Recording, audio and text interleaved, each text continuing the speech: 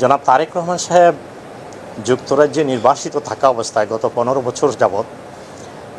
এই যে পালিয়ে যাওয়া ফ্যাসিবাদী সরকার, সেই পালিয়ে যাওয়া ফ্যাসিবাদী সরকারের হাত থেকে বাংলাদেশকে পুনরুদ্ধার করার লক্ষ্যে তিনি প্রথমত যেভাবে ফ্যাসিবাদ বিরোধী আন্দোলনের সকল রাজনৈতিক প্ল্যাটফর্মকে ঐক্যবদ্ধ রেখেছেন তার ক্যারিজমেটিক নেতৃত্ব দিয়ে, এবং দ্বিতীয়ত দলের একটি বাংলাদেশ জাতীয়তাবাদী দল একটি বিশাল একটি জনপ্রিয় দল, যে দল ফ্যাসিবাদী সরকারের সবচেয়ে বেশি নির্যাতিত এবং কবলে ছিল, সেই দলকেও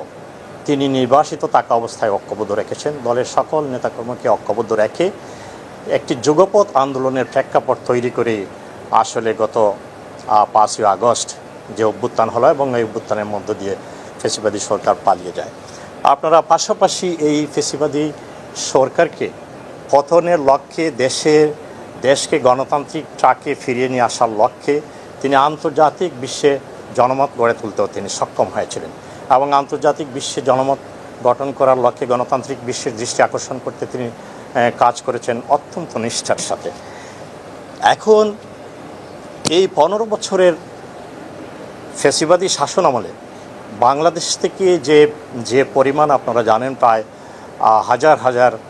কোটি টাকা দেশ থেকে পাচার হয়েছে, দেশের গণতন্ত্রকে ধ্বংস করা হয়েছে, নির্বাচন ব্যবস্থাকে ধ্বংস করা হয়েছে, গণতান্ত্রিক এবং সাংবিধানিক সকল প্রতিষ্ঠানকে এই ফ্যাসিবাদী সরকার ধ্বংস করেছে, দেশকে ক্ষত বিক্ষত করেছে, হাজার হাজার নেতাকর্মী গুম হয়েছে, খুন হয়েছে, দেশের হাজার হাজার কোটি কোটি টাকা দেশের লুটপাট করা হয়েছে।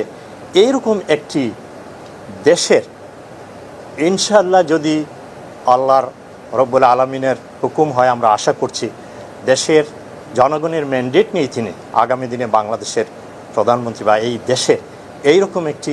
অর্থনৈতিকভাবে ভঙ্গুর একটি বিধ্বস্ত একটি রাষ্ট্রের তিনি দায়িত্ব নিতে যাচ্ছেন। সুতরাং এই অবস্থা থেকে আমরা যদি একটু চিন্তা করি, তার নিরাপত্তার বিষয়টা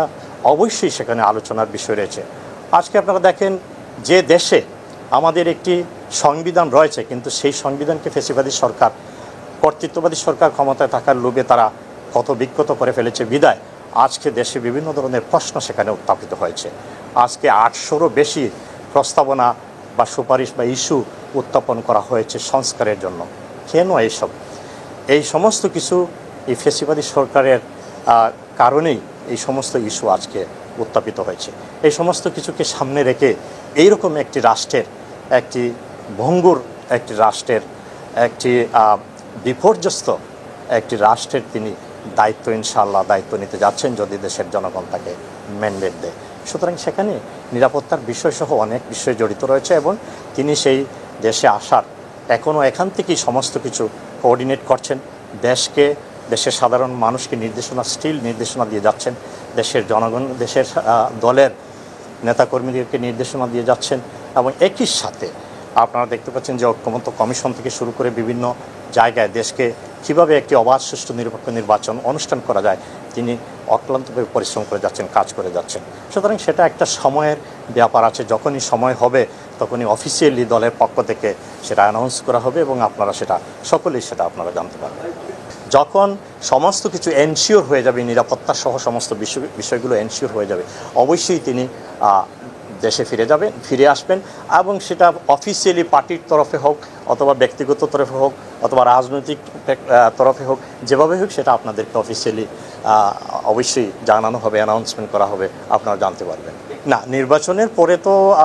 আমি যেটা আগেও বললাম যে নির্বাচনের পরে তো আসার প্রশ্নই আসে না। তিনি আসবেন, তিনি নিজেই নির্বাচন করবেন ইনশাআল্লাহ।